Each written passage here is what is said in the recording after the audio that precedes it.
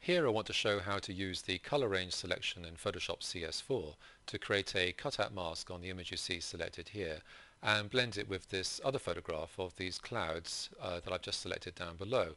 And you'll find both these images on the DVD in the Chapter 9 folder on the Images folder. Now, ColorRange has been around in Photoshop for a while, but it has been improved now in Photoshop CS4 to produce more accurate color range selections, as well as allowing you the ability to work in conjunction with the new Masks panel. So let me show you how this works. Let me open up these two photographs. And first of all, I've got the Move tool selected here, which allows me to just drag across with the Shift key held down to add this as a new layer above the Ship Mask layer. If I go to full screen mode now and choose Edit Transform, Edit Free Transform, I can hold down the Option key on a Mac or the Alt key on a PC just to stretch that image slightly so that the clouds layer fills the full area of the frame. Let me just move that over there now, and in the Layers panel, place this cloud layer down at the bottom of the layer order, so that if I now select the Ship Mask layer, I can start working on this layer to apply a mask to it that will allow me to see the clouds show through from below. So if I click on this button here to add a new layer mask, you'll see that these options now become available above in the Masks panel, where if I click on the Color Range button, this will open up the Color Range dialog, and I can start now to make a color range selection.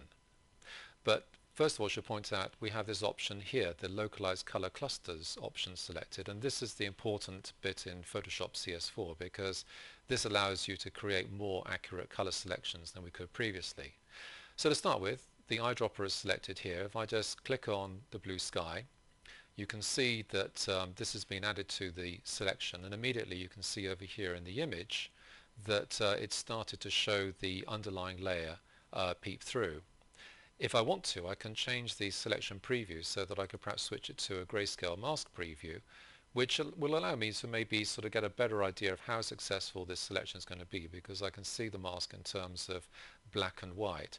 And also you note that I've got the invert box checked here because I want to see the selection inverted this way so that it's ready to work directly on the image. If it wasn't inverted, then if I was to just go back to show you the no preview, it would be the wrong way around. So let me just keep that option selected with the invert checked.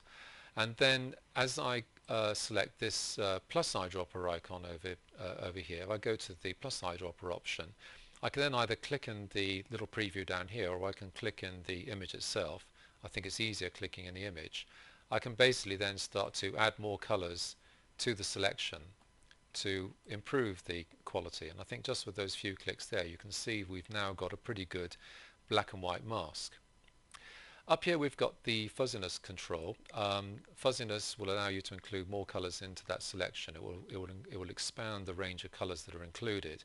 So keep that limited if you want to maintain a nice contrasty mask. I think around here setting around 50 is probably about the right setting.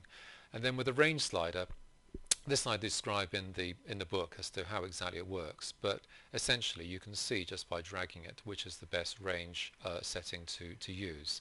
So I think again probably around about 40 will do here. Now the settings I'm using in this example may not be exactly the same ones as I used in the book or the accompanying PDF, and the reason for that is because I'm working on a smaller size image here than the one I used for the book demos. So just be aware that these settings may not be exactly the same as the ones I've described in the documentation.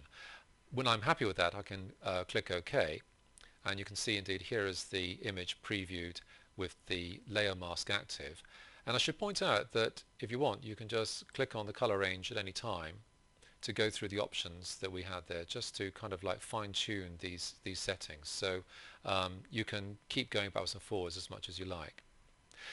Having done that, I can then perhaps enlarge the image up to 100% to have a look to see whether I think it's been successful or not. And I think in this instance here we need to now go to the Mask Edge button over in the Masks panel, which will open up the Refine Edge.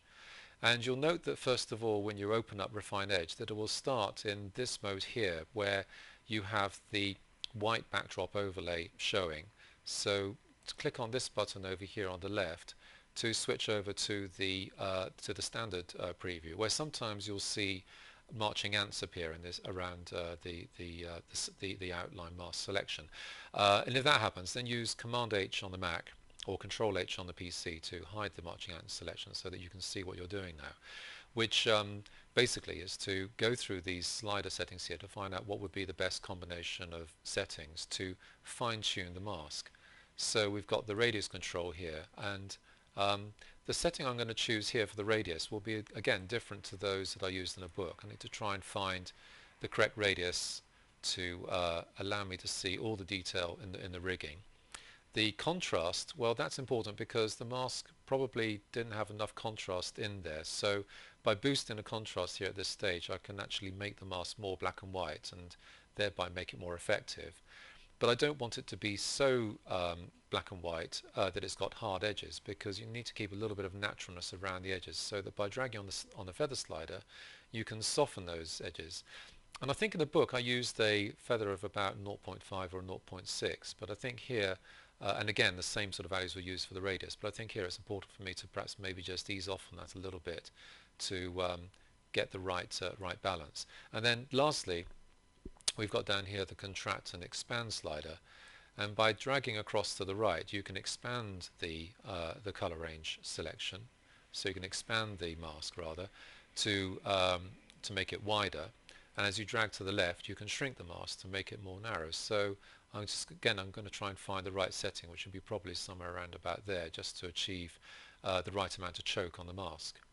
And at that point I think I'll click OK and just zoom back out again and see what it's like when I start moving the bottom layer around, because you can see here is the clouds layer, which I can then move left and right so that I can adjust the position of the clouds relative to the masked layer. And then I can also hold down the shift key and click on the layer mask for the masked layer, so you can see before and after. Well, that's shown you the few steps that are required to work with the color range selection in Photoshop CS4, and how it can link in and work in conjunction with the masks panel, also in CS4. And as I say, these images are available for you to try out for yourself from the DVD, and also you can find out the full instructions on the accompanying PDF as well as in the book.